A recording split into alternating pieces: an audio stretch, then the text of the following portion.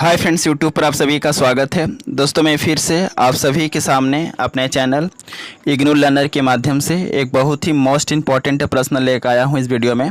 और ख़ासकर मैं इस वीडियो में आप सभी को BHDLA 135 का एक ऐसे प्रश्न के बारे में बताएंगे जो कि एग्ज़ाम के लिए काफ़ी ज़्यादा इम्पोर्टेंट है। और अब तक जितने भी प्रीवियस ईयर में इस सब्जेक्ट की परीक्षाएँ हुई हैं उन सभी परीक्षाओं में जो है यह प्रश्न आ चुका है। और इस बार भी एग्ज़ाम में इस प्रश्न के आने की संभावनाएं 100 में 110% है। सो आप सभी से हम्बल रिक्वेस्ट है कि आप एग्ज़ाम में जाने से पहले एक दफ़ा इस प्रश्न का आंसर आप ज़रूर पढ़ के जाइए। ओके, सो स्टार्ट करते हैं। और स्टार्ट करने से पहले बस आपसे एक ही रिक्वेस्ट है कि अगर आपने मेरे चैनल को सब्सक्राइब नहीं किया है तो आप इस चैनल को सब्सक्राइब कर लीजिए, क्योंकि इस चैनल पर आपके सब्जेक्ट की इंपॉर्टेंट क्वेश्चन सबसे पहले वीडियो के माध्यम से प्रोवाइड की जाती है। और साथ ही साथ जो क्वेश्चन आंसर का जो PDF होता है आपको टेलीग्राम चैनल पर मिलता है। तो बेहतर ये होगा कि आप इस चैनल से जुड़े, क्योंकि इन फ्यूचर जो है काफ़ी ज़्यादा हेल्प मिलने वाला है। ओके, सो स्टार्ट करते हैं और प्रश्न की ओर बढ़ते हैं।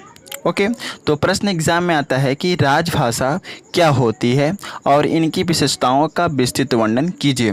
काफ़ी ज़्यादा बार परीक्षाओं में पूछा जा चुका है, और अगर आपको विश्वास नहीं है तो आप प्रीवियस ईयर का क्वेश्चन पेपर को देख सकते हैं।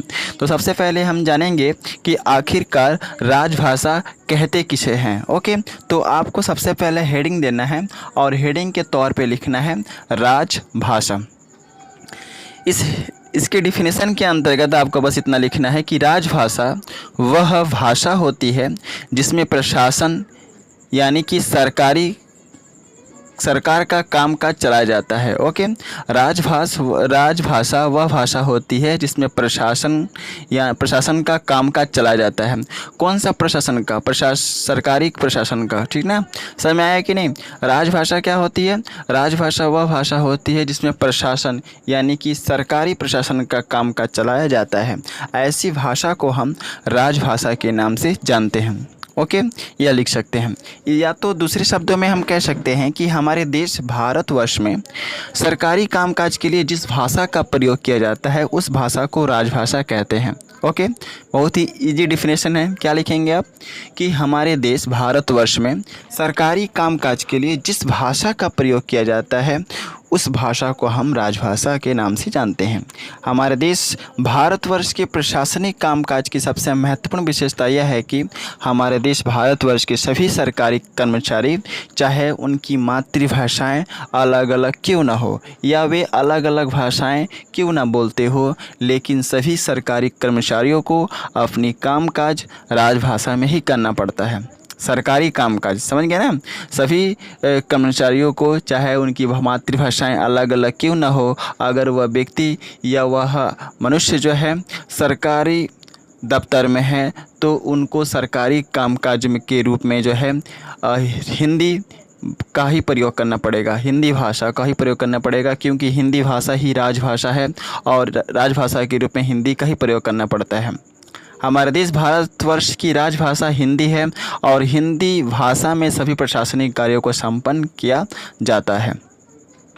भारतीय संविधान के अनुसार 14 सितंबर 1949 को हिंदी भाषा को राजभाषा के रूप में स्वीकार किया गया और इसी दिन हम हिंदी दिवस के रूप में मनाते हैं। तो समझ में आ गया राजभाषा क्या होता है? राजभाषा एक प्रशासनिक भाषा है, एक सरकारी कामकाज की भाषा होता है।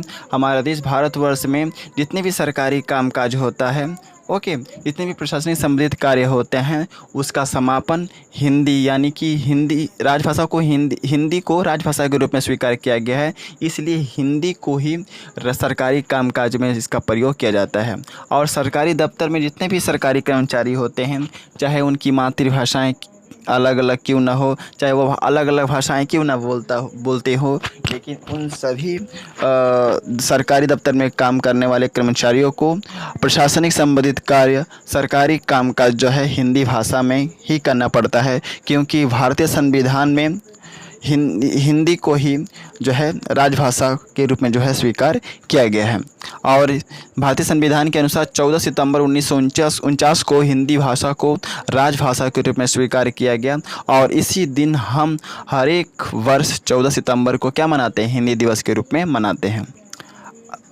राजभाषा हिंदी को अंग्रेजी में ऑफिशियल लैंग्वेज भी कहा जाता है। समझ गए ना, सॉरी, राजभाषा हिंदी को अंग्रेजी में क्या कहते हैं, ऑफिशियल लैंग्वेज। तो हमारा ऑफिशियल लैंग्वेज क्या होता है, हिंदी।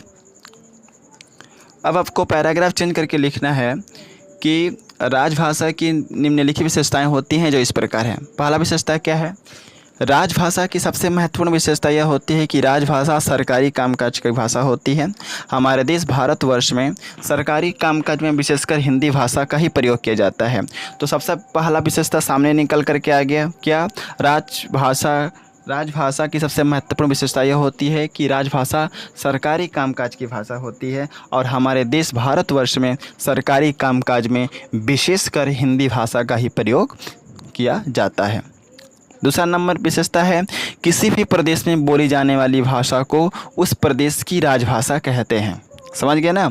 तो राजभाषा क्या होता है, जो किसी भी प्रदेश में बोली जाती है। बहुत सारे प्रदेश है ना हमारे भारतवर्ष में, तो सभी प्रदेशों में जो भाषाएं बोली जाती हैं उस प्रदेश की जो भाषा है जो कि वहाँ बोली जाती है उसे हम राजभाषा कहते हैं। और उस प्रदेश की जो कामकाज जो होता है उसी राजभाषा में होती है। तो दूसरा नंबर विशेषता क्या हुआ कि किसी भी प्रदेश में बोली जाने वाली भाषा को उस प्रदेश की राजभाषा कहती है और राजभाषा कहलाता है और उसी राजभाषा के रूप में जो है उस प्रदेश की सभी सरकारी कामकाज जो है संपन्न किया जाता है। तीसरा नंबर पॉइंट है, शिक्षा के क्षेत्र में हिंदी शिक्षा के माध्यम के रूप में और रेडियो और दूरदर्शन में समाचारों को व्यक्त करने के लिए उस राज्य की राजभाषा का ही प्रयोग किया जाता है। समझ गए ना।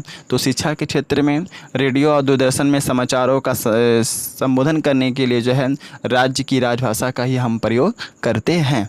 फोर्थ नंबर पॉइंट में आपको लिखना है कि राजभाषा का किसी एक या अधिक राज्य तक सीमित रहता है। राजभाषा का जो क्षेत्र होता है, यहाँ पर थोड़ा सा मिस्टेक हो गया है, तो राजभाषा का जो क्षेत्र होता है किसी एक या अधिक राज्य तक सीमित रहता है। तो आप यहाँ पर ऐड कर लेना, क्षेत्र होगा, ठीक ना। राजभाषा का जो क्षेत्र है किसी एक या अधिक राज्य तक सीमित रहता है। फिफ्थ नंबर पॉइंट में आपको लिखना है, राजभाषा की सबसे महत्वपूर्ण विशेषता यह है कि यह भाषा जो है संपूर्ण देश के नागरिकों को एक दूसरे के साथ जोड़ने का कार्य करती है। समझ गए।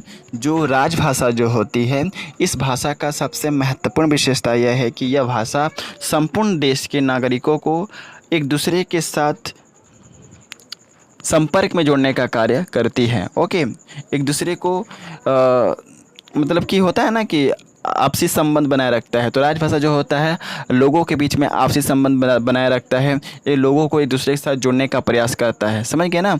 तो यह रहा फिफ्थ पॉइंट जो कि राजभाषा का सबसे महत्वपूर्ण विशेषताएं हैं।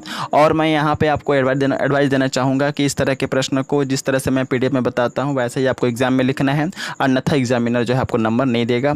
ओके, और इस चीज़ को थोड़ा सा और बढ़ा चढ़ा के भी लिख सकते हैं क्योंकि मैं बहुत ही शॉर्टली बताता हूँ ताकि आपका कॉन्सेप्ट जो है क्लियर हो जाए और आप एग्ज़ाम में अच्छे तरीके से लिख सकें। सो कैसा रहा, आपको समझ में आया है कि नहीं, आप कमेंट सेक्शन के जरिए मुझे बता सकते हैं। और अगर आपको इसका पीडीएफ चाहिए तो आप टेलीग्राम चैनल में ज्वाइन कर सकते हैं। वीडियो के डिस्क्रिप्शन में टेलीग्राम चैनल का लिंक है। सो मिलते हैं नेक्स्ट वीडियो में इसी तरह के इंपॉर्टेंट क्वेश्चन के साथ। So best of luck for all of you for exam and thanks for watching my video. और कल 2 बजे से एग्ज़ाम है, तो 2 बजे से पहले जो है आपको जो है 2-3 वीडियो आपको ज़रूर मिलेंगे। सो आप उस वीडियो को और इन सभी वीडियो को जो है आप ज़रूर देख के जाइए। प्लेलिस्ट में भी वीडियो बहुत सारे हैं, तो उन सभी वीडियो को देख लीजिए, एग्जाम में काफ़ी हेल्प मिलेगा। सो मिलते हैं नेक्स्ट वीडियो में इसी तरह के इंपॉर्टेंट क्वेश्चन के साथ। So best of luck for your exam and thanks for watching my video. जय हिंद, वंदे मातरम।